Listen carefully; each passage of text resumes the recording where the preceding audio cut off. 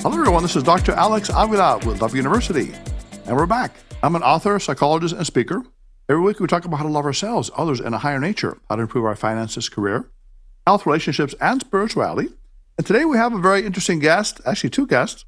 Our primary guest here is Sneha Mathur. She is an individual who has a bachelor's and a master's degree in psychology, and also a doctorate in education and disability studies. She teaches applied behavioral analysis at USC related to autism and neurodiversity. Sneha has worked to develop autism support programs to increase the quality of life for individuals with autism. And she is a co-author of Understanding the Lived Experiences of Autistic Adults with her co-author, Adam Valerius. And also she loves basketball, the Lakers, as she was telling me. I can see the Kobe there. And chasing her 2-year-old around. Welcome, Sneha, to the show. Thank you. I appreciate you inviting me. Yeah, we also have also another special guest. This is Reggie Peralta, our former producer of the show, who's a very smart young man, autistic background as well. Welcome, Reggie, to the show. Yeah, great to be back, Dr. Avila. Yeah, I'd love to have you sit in and listen to some of this, maybe give some feedback and even do a case analysis if we can. So Sneha, this is something interesting. The work that you do is very, very fascinating. Now, I wrote a book years back called The Gift of Shyness, in which I'm a shy person, and I reconceptualize shyness as a positive in many ways. For example, shy people have extraordinary sensitivity, a deep reflection. They do have self-consciousness, which helps, can be a challenge because they judge themselves and they criticize themselves at times, and they shy away from people. But there are also a lot of beautiful traits to the shy individual. And it seems like you're doing the same similar thing with autism. You're reconceptualizing it in a positive manner. For when I read here, you tell me that autism is a sense of natural diversity that can unfold creative potential. Right. It's not a persistent deficit. Now, is that true?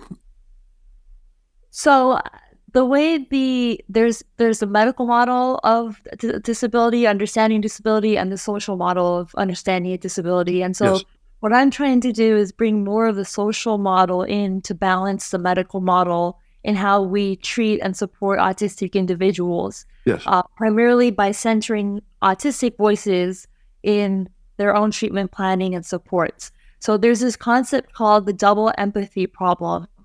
And what the double empathy problem says is that the current acceptable explanation for differences in behavior is that autistic people's behaviors reflect deficits. And the acceptable form of treatment is to encourage autistic people to modify their behaviors to reflect mainstream cultural norms and expectations, right? And so the double empathy problem comes in and reconceptualizes the problem as a mutual lack of understanding of each other's behaviors. So both neurodivergent and neurotypical people are not understanding each other's behaviors, and that there is no one norm or normal behavior. It's just what society is telling us is normal, the majority in society. So the acceptable form of treatment would be to work towards understanding these dichotomous behaviors. Interesting. Now, you did mention a couple of terms that we're going to try to define some of these things, but you mentioned neurodivergent and neurotypical. Can you just briefly define those two terms? Yeah. So can I go a little bit into neurodiversity first? Sure. It might make a little bit more sense that way. Yeah. So neurodiversity basically was developed by autistic individuals and recognizes autism as a valuable form of human diversity rather than a deficit. So the idea that there's one normal or healthy type of brain or mind or one right way of neurocognitive functioning is a culturally constructed fiction. And just like there's no one normal or right ethnicity or gender or culture, right? So the focus is on individual strengths rather than their perceived deficits. So neurodiversity focuses on the lived experiences of autistic folks to help society understand the barriers that autistic people face in social and cultural worlds. So when I say neurodivergent, neurodivergent is a form of neurodiversity. So it's like one category of neurodiversity. So if we're talking about a group who has autism, we can refer to them as neurodivergent. if we're talking about a group who has autism and ADHD, let's say, then I would use the term neurodiverse.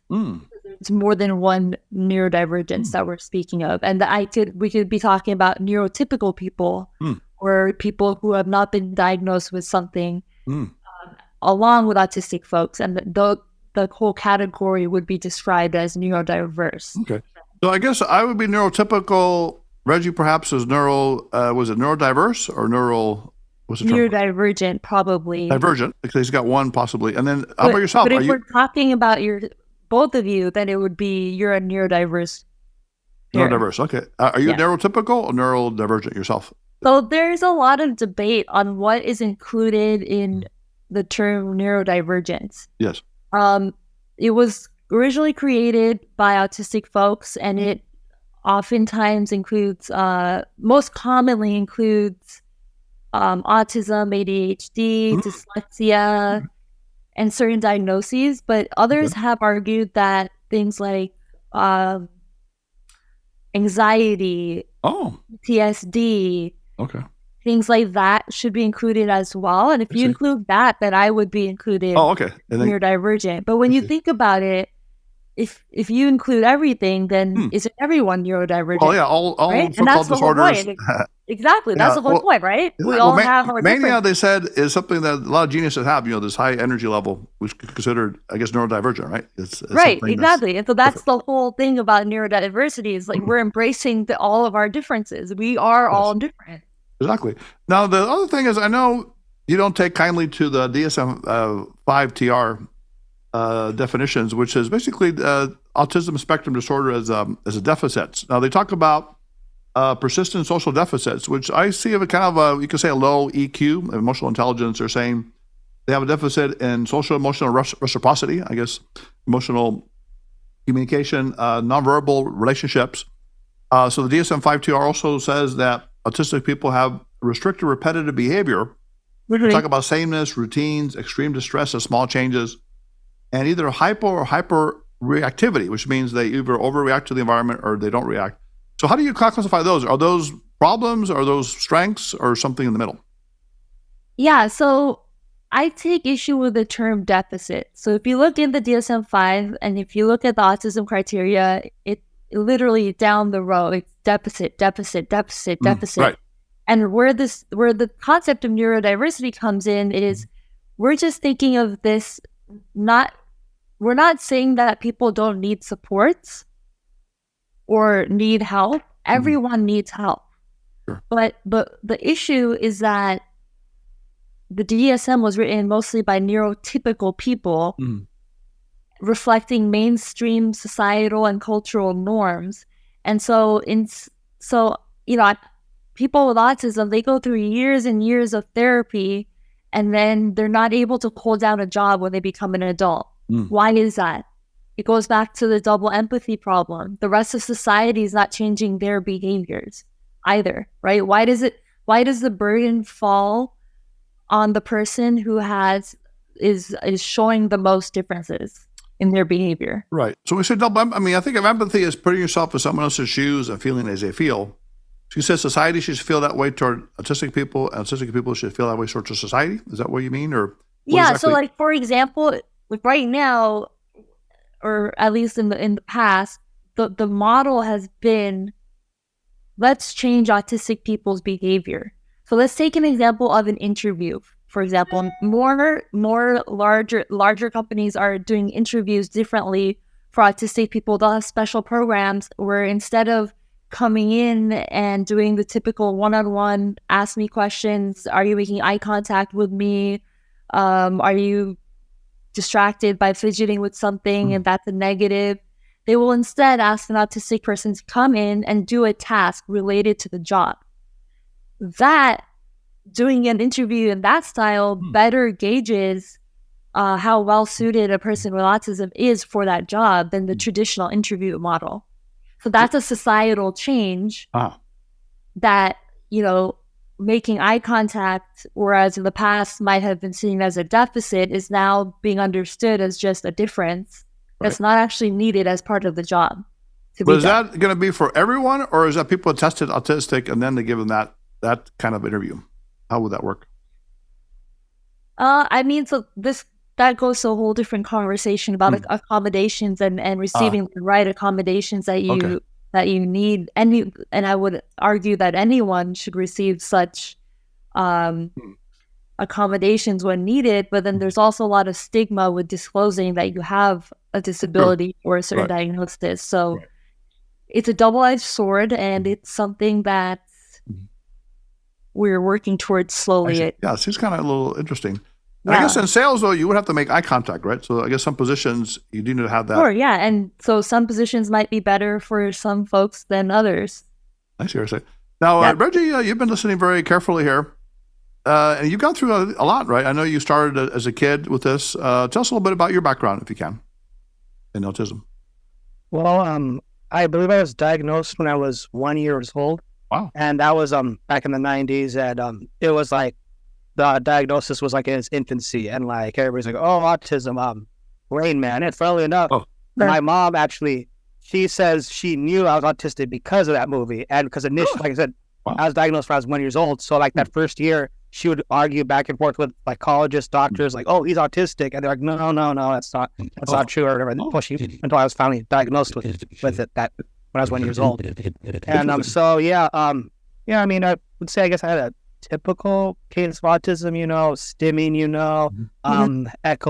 echolalia, like repeating a word over and over again, and growing up, I had a hard time interacting with my peers. I did have friends, but it was like really hard to like, I don't know, just have like interact, with ease, And I learned as I went along, and I was an RSP as a kid. So yeah. Now, would you say is it a deficit or is it a gift or is it a combination, Reggie? I would say it's both. Yeah, definitely in my experience, it's been both. So yeah, like some ways it's kind of like it kind of feels like, oh shoot, like, well, actually, because most of the time, when if you're autistic, you're not really thinking about it. You're just like, oh yeah, this is just how people are, this is how, like, everybody does this, right? Everybody does this, don't they, or whatever, until somebody says, oh, actually they don't, So yeah. By the way, Sneha, Reggie has an incredible sense of humor. Is that atypical or typical of autistics, or does it vary? He's a very funny guy. I think it varies. I think that's Reggie. That's him as individual. And autism is part of that individual, but Reggie has a lot of different qualities, and his sense of humor is one of them. And Reggie, I heard, like he made a few points. So you talk about Rain Man and stuff, and a lot of how people learn about autism is through the media, through social media, through TV shows, things like that. And there have been more and more of those popping up. So it's incredibly important that producers and directors get that right, so that it doesn't stereotype all people with autism when we're talking about autism. So that's a interesting point you mentioned there. I see. Now, let me clarify some terms here, because I've heard of the word spectrum, which means kind of like a scale based on extremes. So how do you refer to these individuals? Are they called spectrum people? Are they called autistic, or something else? How would you use that term? So when I was, back in my bachelor's degree, I was taught to always say individuals with autism, or person with autism. That's changed now with the neurodiversity movement. A lot of people are embracing their autism or their neurodivergence and prefer being referred to as autistic people or autistic folks, or and so using that person-centered versus identity-first language has been changing in the past. What about the word spectrum? Sounds kind of a cool word. I mean, I think of like a big thing. Is that used at all in this way? It can be. It can be when you're talking to or about someone. It's so and so is on the spectrum. I always make it a point to just ask the person who I'm working with what they prefer, if that's an option. If I'm at a conference or something like that, I'll interchange how I refer to people on the spectrum or autistic folks, because not everyone has the same preference. Right. How about like high versus low functioning. Now, Reggie, you told me you're high functioning. Is that a term that you guys use as well in this thing?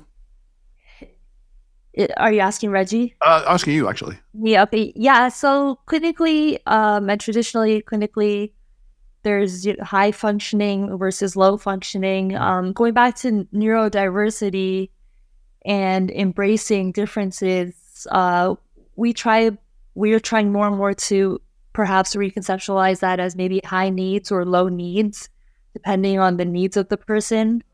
I don't think any parent would like to hear, hey, your kid has low functioning autism. It's not really a great way to present a human being, Right. you know, and not necessarily true either. We could argue that society is low functioning in inclusion.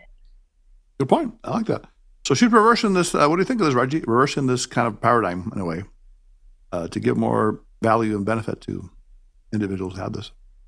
Well, yeah, like, I mean, it's definitely a big part of it is just the way people perceive it, you know, and like just in my own life, you know, I've always kind of like, I've like kind of shied away from the autism label or whatever, because like, not because like, I guess I'm ashamed of autism per se, but just because knowing like, you tell people, oh, I'm autistic, and they don't have to say it. You just kind of see that like they like their eyes light up like, oh shoot, you know, like I have to walk on eggshells, you know, I don't know how they're going to react to this or whatever, you know. So yeah, just maybe like you said, just changing the way we look at it, you know, like, oh, okay, a person might be autistic, but that doesn't mean they're that they're Rain Man or however they stereotype autistic people as. So yeah, what was They Rain can Man? also be in either extreme. They can just be, autism is just one part of who you are. There's so much intersectionality, and autism is just part of it. The Rain Man, from what I remember, he was a card counter, wasn't he, in blackjack? He made a lot of money or something. That's right. Yeah. Yeah. So he had mathematical abilities. So I'm curious about that, the abilities and all that, and talents. Now, you wrote an interesting book, Lived Experiences of Autistic Adults, which I think is research you talked about. Now, you also use the word spectrum success in your website. So I guess you embrace the word spectrum in a sense. And you say success, right? In a sense, yeah. So I started Spectrum Success in order to support individuals with autism spectrum, but while also educating neurotypicals on how to create a socially inclusive community. So I've worked with employers, with colleges, with individuals. Interesting. And yeah, I mean, I guess I do like the word spectrum. Yeah, it's kind of nice. I mean, success is good too, right? So you put a good twist on it, right? The other thing is, so in your book, I think you maybe mentioned something about autistic relationships, and you said there's not a lot of stuff out there about it. And we actually talk a lot with Reggie about dating and relationships. Awesome. On the show, because, we do love coaching and all that. And we had a lot of experts and they give them advice. But Reggie had a little bit of a challenge to meet someone and date and all that as who you are. So Reggie, tell us about that. What were your experiences like in trying to meet a nice woman? Well, I feel like there was a lot going on there. Like, I mean, autism was obviously a big part of it, but just other stuff in my life or whatever, like I was kind of like a late bloomer, I feel, or whatever, and kind of just insecure all around, even independently of autism, and just maybe shy really or something. Yeah, exactly, and just like it coming into my own or whatever has helped a lot, and I mean, just putting myself out there, and fairly enough, another part of that was I feel kind of like embracing my autism. I mean, it's not like what I lead with, like in a date or whatever, like, oh, hi, I'm Reggie, I'm autistic or whatever. But like, it's kind of like, oh, I'm autistic. I might manifest some of that or whatever. And if they don't like it, I mean, that sucks, but it's kind of like on them or whatever, because that's just kind of who I am, I mean, I obviously, like, try to keep the stimming, for example, to a minimum or whatever. But like, if it happens, like, hey, like, kind of like, this is who I am, So yeah, because Reggie has a lot of talent. I mean, he's a UCLA graduate. He's very funny. He's into technology, and we've had a lot of dating coaches come on the show and do like role play with them. Right? Remember that, Reggie? Some ladies. All right. Yeah. So we had a lot of fun with it. Reggie even sang a few songs for us on the show. So nice. So he's actually coming out. And then actually we had a thing where we would actually pay a date for him if he can go out with someone. Actually, you did, I think, right? That's right. Yeah. But then she got into the friend zone. Now I don't know. That's our issue sometimes, right? He's such a nice guy. They put him in the friend zone. Anything new on that? Have you been able to go out a little bit, meet ladies? Yeah, I've been on dates since then. Yeah, putting myself out there, just I like the thing I keep hearing. Oh, it's a numbers game. Yeah. Before you get like you score, you're gonna get like a lot of rejections, and that's part of it. I think that was just like a big thing to really understand. Like again, like hey, I'm cool. I'm sufficient on my own. Like it does not depend on other people. So, Sam, do you have any dating tips or relationship tips for someone like Reggie? Should he date only autistic women? Does it matter? What should he do? No, I don't think that matters. Yeah, my co-author in the book, Adam, he is autistic as well. He's autistic as well. Young man, I think. Yeah, and he talks a lot about dating and his specific needs related to dating. And I think it goes back to just anyone dating and understanding your specific needs and your specific wants in a partner. And finding a partner, like you said, Reggie, who compliments you, who understands that, hey, I saw you doing this when you said stimming, so I'm assuming hand clapping. That's right. So one day, she got you on that one. I actually came home one day from a client where we were trying to decrease this hand clapping, and I did it, and I said, wow, this feels really good. This is a great stretch for my hand. Why are we not all doing this? And so someone who understands that that's something that you need to do to regulate yourself sometimes, and that's okay. Maybe you can play Simon Says with the lady. Hey, let's do Simon Says, right? You do the hands and all that. Oh, yeah, there you go, yeah. Paul's with you. Make it into a fun activity. With Adam, he's struggled a lot with not just romantic relationships, but also with peers, with colleagues, with his parents, with friendships. So a lot of different types of relationships. And I think that not just focusing on romantic relationships, but allowing friendships to naturally develop as well, which may down the line lead to romantic relationships. And I'm giving tips to like anyone I would give tips to dating is like find common interests, find someone who has common interests with you, who just gets you. So do you think being in the friend zone, can that turn into a love relationship? Is that possible? Or is it more difficult? I have no idea. I mean, I've heard two sides of the story. Sometimes, they say a lot of the great relationships start as friends. That's possible. Right, yeah. So, I think that, building that foundation of friendship and then that developing into a romantic relationship is awesome. Friend zone, my understanding is like you went on a couple of dates and then they thought, okay, no, I'm not interested romantically. Not attracted to you, but still you can be a friend, like hang out with me, but that's not a good place to be as a man, is it, Reggie? Well, it depends on what you're trying to get out of the relationship, so. Right. Yeah. And I do want to say there's one other thing too about, I feel like about difficulties with dating or whatever. I don't know, this is my experience and I don't know how it reflects on other autistic people, but I feel like a lot of dating, at least up until relatively recently, a lot of dating is like uncommunicated, kind of like, and like asking a girl out, how do you explicitly say, by the way, this is a date or whatever, for a lot, it's kind of like a lot of people, I even ask a lot of people about that. They're like, I don't know, it just happens, right? And like, it depends on who you ask, and of course, autistic people for myself, and I feel stereotypically, we're very direct, very like, this is can I take you on a date or whatever? Right. Exactly. And well, that might be to an autistic person. I'd be honest, direct, I'm not hiding, I don't have anything to hide, to a neurotypical person, I'd be like, whoa, dude, you're strong. That's coming out a little too hot, So yeah, I mean, I've been out of the dating pool for a while. Oh, you're married. Yeah, I've been married for 8 years, but it's really different now than it was when I was dating. And I ended up meeting my husband on Match.com. Okay. And so I was on a platform where we knew that we were looking for a serious relationship. And like Reggie, like you're saying, I would prefer things to be upfront and direct. I would prefer to be someone to say, would you like to go on a date with me? I remember our second or third date, my husband asked me, can I refer to you to my friends as my girlfriend? That was indirect way. And is he autistic? Your banner? No, he's not autistic. But to me, he's direct.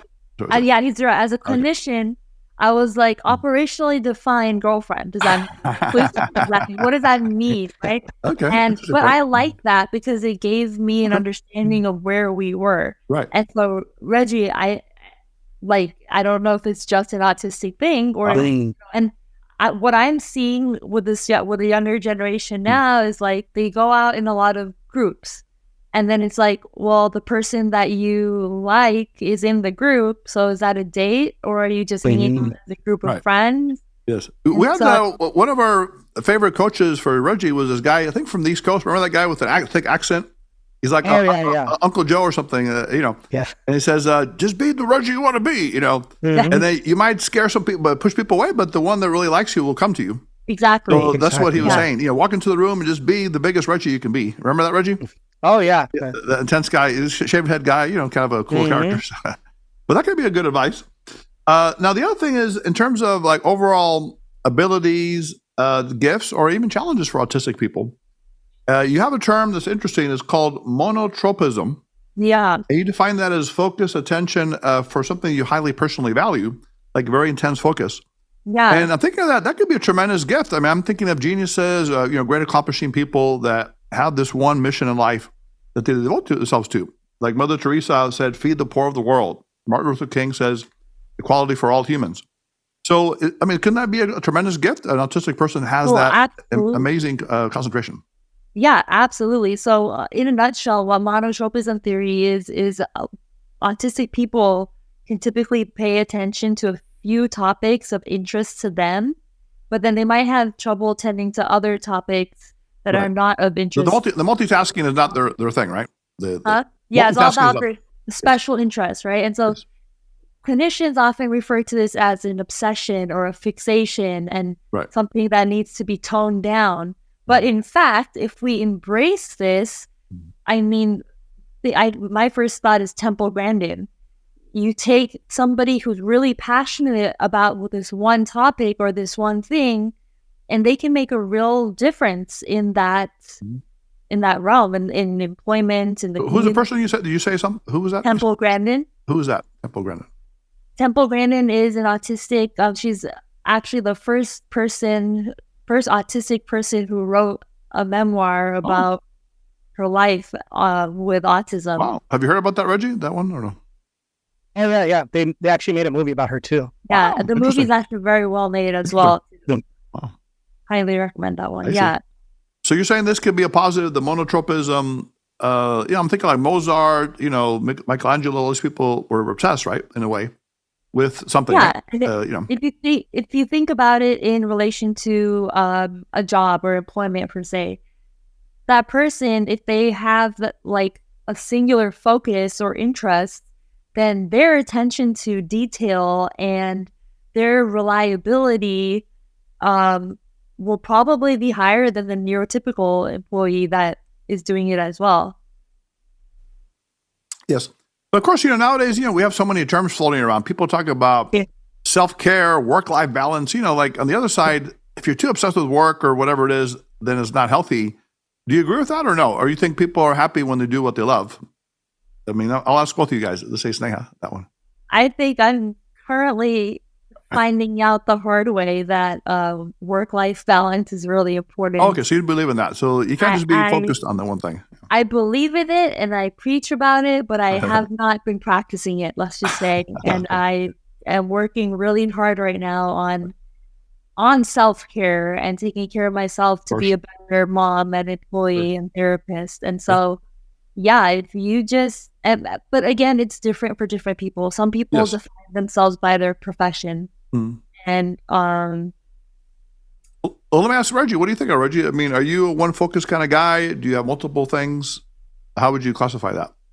I definitely try to balance all my different projects and relationships, try to I try to stay on top of my work, but I also try to make that time for friends, family, loved ones, Right. But are you obsessed with one thing as an autistic person was supposed to be or not? Definitely. I mean, I feel like I'm better at dividing up my focus or whatever before, but I definitely growing up, definitely I was very that kind of get those fixations or whatever. But it is kind of like, it is good because I'm actually able to kind of channel that now and do some of like my work or whatever. Like I work for a theater right now, Oh, the nice. staff writer, and I write like Godzilla was like one of my fixations as a kid or whatever. So now whenever we have Godzilla stuff, I write something about Godzilla or whatever, okay. just like naturally or whatever, just I like see. I off the love cuff. that. And I love how you said how you channel your special interests. Mm. Yeah, that is so cool.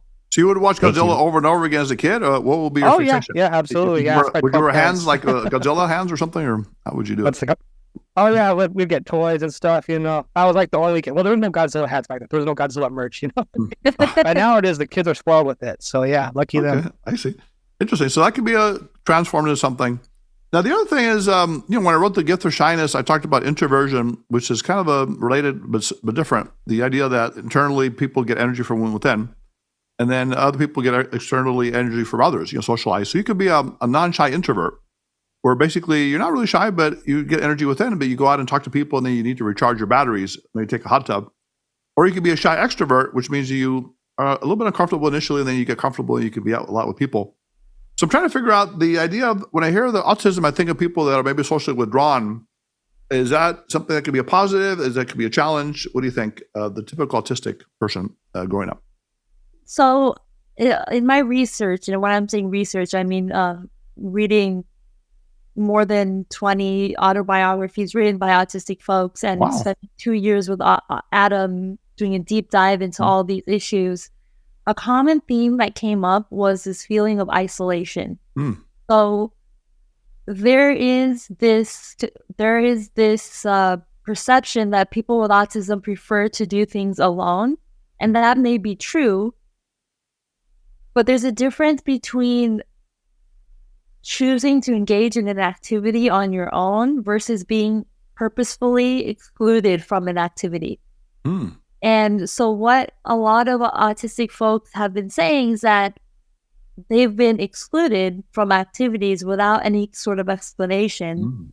And that is really painful. And that is really hard to understand. Wow. And so I'm not as familiar with, introversion versus extroversion, but in my research, I do come across this, the stereotype that people like to do things alone if you have autism, and that might be true. For some. Yeah. But that doesn't mean that you don't invite them to or try to include them when you can. Interesting. Well, Reggie, growing up, were you the kind of kid that wanted to meet other kids, or were you not interested? Do you remember that back in the day? I remember like seeking out kids. I remember trying to make friends, and stuff. I mean, it was just hard. Well, there were obviously moments, like you said, like kind of like that introvert who can go out and then they need to recharge or whatever. There was a lot of moments like that, right? And even now, I'm still kind of like that. But yeah, I sought companionship, friendship, consistently. Are there some autistic people that don't seek companionship? I mean, the classic ones that just withdraw, Sneha? Is that just, does it vary in that sense? Yeah, I think it just varies. I think it's more of a stereotype, but I think that a lot of autistic folks seek out relationships, whether romantic or friendships or their families, but they have specific needs in how that relationship operates, and then there's a matter of being able to articulate those needs, and so. But in general, autistic or not, some people prefer to be on their own or prefer to be solitary. Yeah. So, I mean. Interesting. Well, the other thing is, so you have applications and relationships, but I think you have a lot in work and employment. This is a very interesting area. I think you talk about it in your book as well. And you consult with, I think you said, parents, colleges, and employers. And I learned some very interesting information here. First of all, obviously, when you're hired as an autistic person, it's a benefit to you. You gain confidence. You have something at work, you make money, and so forth. Yeah. And they say that 60% of autistic people have an average to above average IQ, yet 85% are unemployed. Yeah. And part of it, I think you said, they don't know how to sell themselves. The interviews, I guess, the eye contact issue, the short direct answers, and all that may not be, something that gets them the job. And then they talk about stimulation, training on the computers, like doing like a simulation of an interview can be helpful. And but what I didn't understand is this actually can be a benefit to the employer. You can actually create a workforce of autistic people they can be tremendous.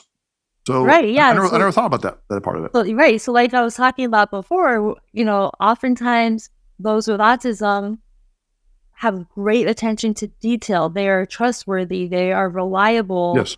Loyal. They have low absenteeism. And they might enjoy certain jobs that other employees that are neurotypical might find repetitive or socially isolated. That's why I was sad when Reggie left me. Remember Reggie? We talked about that. I said Reggie wanted to move on to some things, but he's such a great person to work with. And I guess that's interesting. So they talk about also they're good at creative people. They're very creative. They can detect patterns, coding, and also being passionate and like I said, focused can be very productive as well. Exactly. Yeah. And the challenge is with gaining and retaining employment usually comes down to the soft skills, the social skills that people are not used to interacting with. And that's where employer education comes in. Right. Giving them a chance, I would think, right? Because they're not like the typical employee interview, I would think. Exactly. And then not only once the interview is done, but like once they're hired, to retain them long term,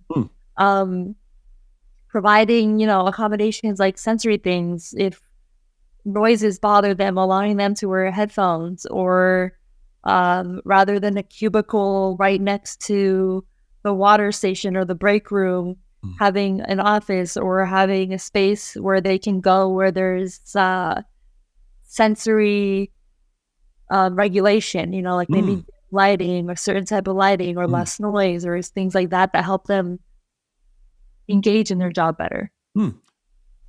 Reggie, how about you? I mean, you're highly intelligent. Have you been underhired, you think, because of autism, or have you had any issues with getting the right kind of job? I'm not sure actually, because like I've bounced around between a variety of jobs. Like I worked for you, Dr. Avila, and then I worked as a pizza delivery driver for pizza, and now I work as a editor for. So is it easy for you to get jobs? I mean, you think you're limited in some ways? I guess it's like dating. It's a numbers game. That's what I'm saying. Okay. So you're positive. I got my rejections that I got acceptances, but I made it work. But other autistic people that are very bright, they can't get jobs, Sneha, because of the soft skills? It's a huge... It breaks my heart because these are such capable, employable, and passionate people who are not getting jobs for all the wrong reasons. Is it like 1% of the population or 1 in 60? What's the numbers of autistic people, as far as you know, in America? Oh, man, that keeps changing, and it depends on how you define. Right. So it's a few percent, you think, or less? Done. Yeah. So at least a lot of people, no? I mean, in minority sense. Like, I think the last I heard was like 1 in 54 or something like that. That's a significant number. So that could be a huge workforce if you tapped into that, right? As an employer. Yeah. And a lot of, especially technology companies, are starting to tap into that. Yeah, I was reading, I think when I talked to you off camera, there's one, this Danish software specialist. I think it's called Special Isterin. They have 75% of their employees are autistic. Yeah, exactly. And the owner, I think, his son was autistic. So then they do like some kind of coding or something, repetitive stuff, which works well for the company. And I found that in general, a lot of these new developments and these new supports for autistic folks are coming from parents, because there's just nothing out there to support their children, and so they create it themselves. Interesting. And this other company, this is SAP Labs in India, and they are also doing a lot of, they call it Autism at Work program, and they're doing the things you talked about, the social accommodations, like teaching them soft skills training on the job, how to be more sociable, I guess, giving them mentors, and also having autism awareness training. So they're actually going 100% into this whole thing you're talking about. Yeah. Helping accommodate them. Very cool. And apparently they're not just doing it for humanitarian purposes, but also for the bottom line, because it helps them make money, right? They're effective. Yes, go ahead. Sorry, go ahead. No, go ahead. I was going to say, unfortunately, when you're, we're talking about human beings, but when you're talking to businesses, you have to pitch it to them in a language that they understand, which is the bottom line, right? And revenue, and how this specific employee is going to help your company grow or make you more profits, etc. Right. Is that what you do, Sneha? Do you actually consult with companies on this stuff? What do you do? I did. Right now, I'm pretty much full-time working at USC. Oh, okay. Teaching stuff. Teaching now, and in the process of creating actually an internal autism support program at USC. And so I'm doing less with Spectrum Success and more now focusing at USC. Interesting. So you guys are rivals there. Yeah, I know. My sister went to UCLA for undergrad, so when I started working at USC, I felt like I was cheating on her. Okay. Now, I'm kind of curious, why did you get into this? You said you're not necessarily autistically spectrum, but do you have family members or something struck you about it? Yeah, so I guess, first of all, when I was seeing clients in their homes, a lot of parents would ask me, what's going to happen to my child when I'm not around? Will they be able to get jobs? Will they be in relationships? Will they be able to take care of themselves, live on their own? And so I would go home and do some research into adult support services and continuously come up short. Like there was barely any research on adult support needs, as well as resources that actually prioritize the strengths and interests of an autistic person. There might be job programs where it's like, here, you have these 3 jobs to pick from, choose one of them. And then they wonder why job retention is so low, because that's not building a career, that's just choosing a job for a short time, right? And so that led me to develop Spectrum Success. Getting into the psychology world in general it's kind of more of a funny story, is a lot of people when I was growing up would tell me that I'm a really good listener and I should be a psychologist. So I started taking psychology classes and I realized, well, actually, I'm not a good listener. I'm just not a good talker. But at this point, I'm already in my master's program. So you're more internal. You're more of an internal energy kind of person. Yeah. And so there was an internship I had one year at somewhere here in Orange, California. They no longer exist, but it was Pyramid Autism Center. And I just fell in love with working with the population. And I felt like... And then I'm not sure if you've heard of Dr. Peter Gerhardt, but he's a mentor of mine, and he got me interested in the adult space and how to help support adults, because the emphasis right now is on early intervention, and services stop at the age of 22. And then what? You don't have autism anymore? No, you're going into adulthood where your needs are totally different. I see. And nobody's there to support you. Right. But yeah, it's really fascinating work. Now, Reggie, on my show, he loves science, he loves politics, technology. So he often asks questions of our esteemed guests. Remember that guy? What was that guy from UC Irvine or something? Remember that? Very smart. Dr. Hoffman. Hoffman, yeah. He talks about evolutionary psychology, all that stuff. So, Reggie, you've been listening. Is there anything, do you have a question for her or even a comment, something you're curious about in terms of her work? Actually, I'm really curious because, I've briefly been reading about like this issue in autism, and there's like a lot of discussion about gender and our society and culture right now, a lot of debate about it. And I'm actually really curious about when the context of autism, because I looked it up, and because growing up and just stereotypically, I'm sure you know this, autism is presented as a primarily male phenomenon, you know? Okay. And so like, oh, well, we're all the autistic girls. So I'm looking it up, you know, and sure enough, there are girls who have autism. Yeah, they're there. And like, even now I'm noticing more and more of them. But from what I've read, like, just like on Psychology Today, just random little articles, you know, like they say like, yeah, girls and men and women both have autism. But for the most part, as far as we can tell, there are some differences between the way autism manifests in women versus the way it manifests in men. So I'm actually curious if you have any insight onto that. Yeah, that's a great question. So when the autism diagnosis was first developed, it was developed mostly with white boys. So the autism criteria, even as it's evolved, it reflects culturally and sexuality-wise white boys, right? And so autism can look different in girls, and the autism criteria does not reflect that, though.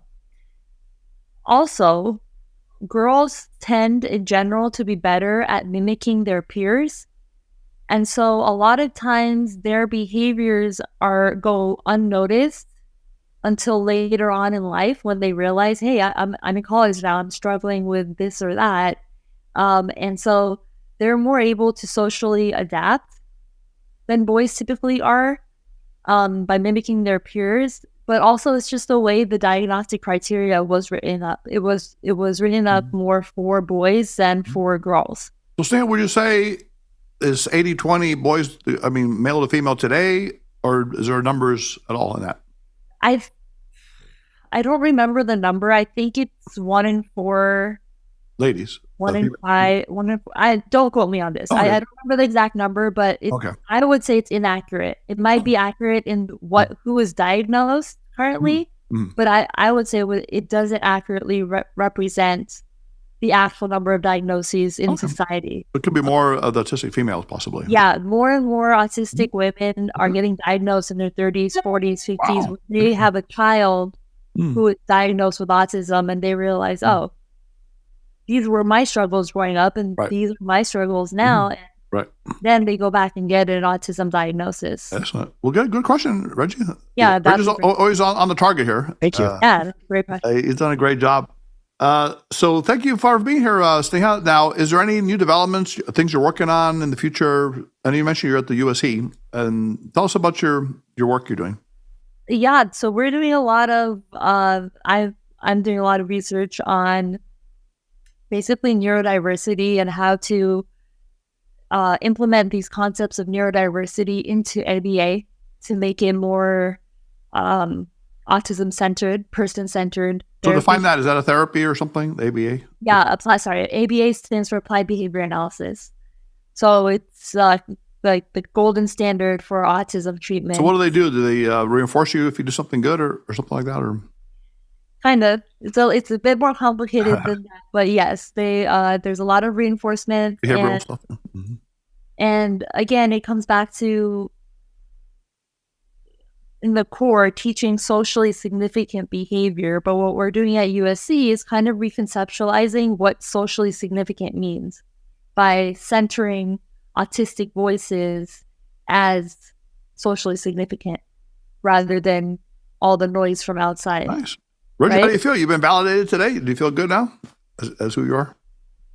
No, absolutely. Yeah. What's it called? Just, yeah, like you said, it's a part of me. It's not who I am, you know? Yes, very supportive. Yeah, it's wonderful, Sam. I mean, it's been a pleasure having you on. Is there a website or where people can get a hold of you? Even Reggie, I don't know if you want to talk to her in the future, collaborate in some way. Yeah, you can email me at Sneha, my first name, Sneha. Yes. The letter K, MA at usc.edu. Okay. So that my full name is Sneha Mathur. So my first name Sneha, initial of my middle name, and for some reason first 2 letters of my last. And you have do you have a website, books and things people can get a hold of? SpectrumSuccess.org.